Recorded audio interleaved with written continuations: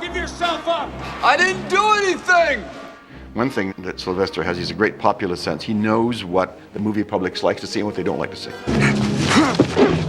He said, how about if he never kills anybody? I said, oh, that's great. That's wonderful. He maims them. He puts them out of action. People think it's too violent. If you look at it, he never kills a single human being.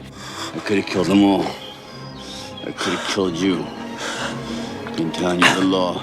Out here, it's me.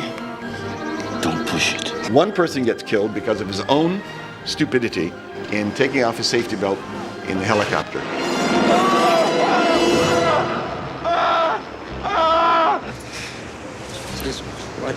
I wanted Brian Dennehy to play the part of Sheriff Teasel. I've always had tremendous respect for him as an actor. He's a great actor. Look at him, it's our golf boy. He and I were friends when your mama was still wiping your nose. He made that redneck sheriff jump right off the screen. Never possessed God in heaven to make a man like Rambo. God didn't make Rambo. I made him. The original choice for Troutman was Kirk Douglas, who I idolized as a young man. It was very interesting in those days because Kirk Douglas in the foreign marketplace was more important than Stallone. So when we tried to put together this package that we were going to sell, Kirk Douglas was an important part of it. And we gave the script to Kirk Douglas, and he liked it, but he had no script approval. Now, when he arrived in the wilds of British Columbia, where we were shooting in midwinter, he wanted a lot of changes. He is a very opinionated guy, and we laugh about this all the time, that he basically accepted the script and then rewrote it.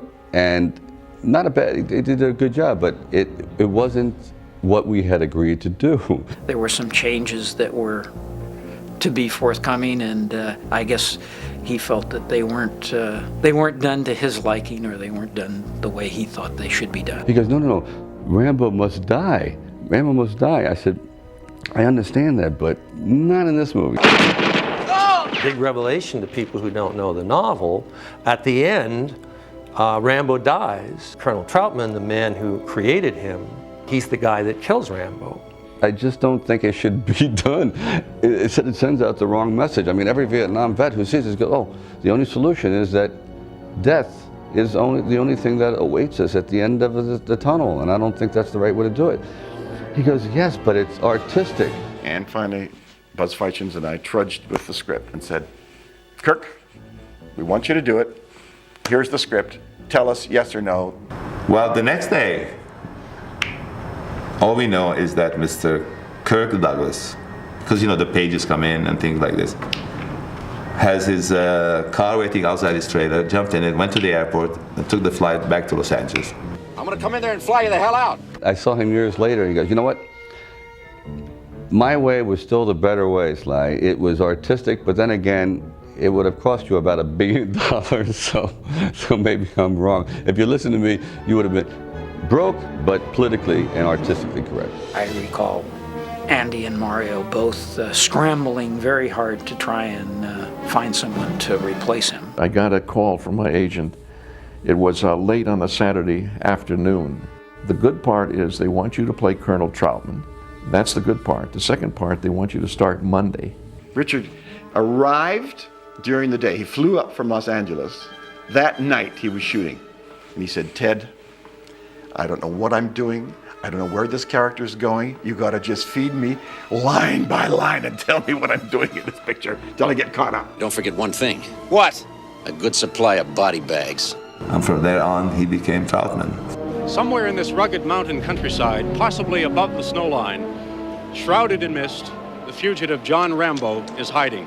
The locations there were absolutely wonderful. It was the rainforest, the wet rainforest up there. It rained every day while we were shooting. I had to change my clothing two or three times a day. The temperatures were extraordinary. We really got down to 40 degrees below with the wind chill. And I'm standing there, I've got on my long underwear, I've got on 3 layers of socks, I've got my gloves, I've got my Green Beret, I've got all this, and Sly is standing there in a t-shirt. And I'm thinking, I'm cold. But it was wonderful. Everything was always wet and uncomfortable. You really felt for poor Rambo, stripped to the waist with that pathetic little piece of tarpaulin over his shoulders. My one regret in First Blood is that I should never have worn a tank top. We definitely should have worn Gore-Tex because it was that cold. So if we had to do it over again, I think I would have kept my shirt on. It got awful cold. It was his example that I think made all of us live through the extreme cold that we had to live through. Well, Rambo was the best. A man who's been trained to ignore weather, ignore pain. That took like 19 takes of this thing, and Sly was black and blue by the time the shot was over. There was a vast array of stunts that were very, very, very dangerous. As a matter of fact, the first stunt was falling through the tree.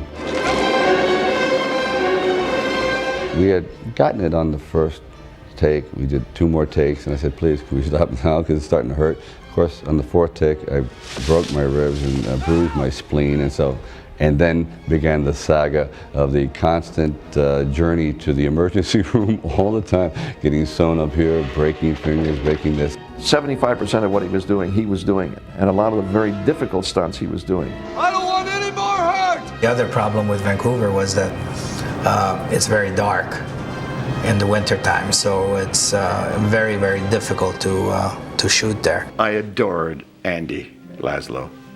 He's of course, one of the great cinematographers. We used Fuji film, and he really pushed it. For example, there's that wonderful scene where Rambo is entombed in a cave. Andy said to the department, "Yeah, give me 2 matches, please." So we took 2 matches, and he stuck them. "Give me some glue, please," and he stuck them together. He said, "All right, Ted, we're lit." You don't notice that it's 2 matches stuck together, but it was that one match, and he lit that scene.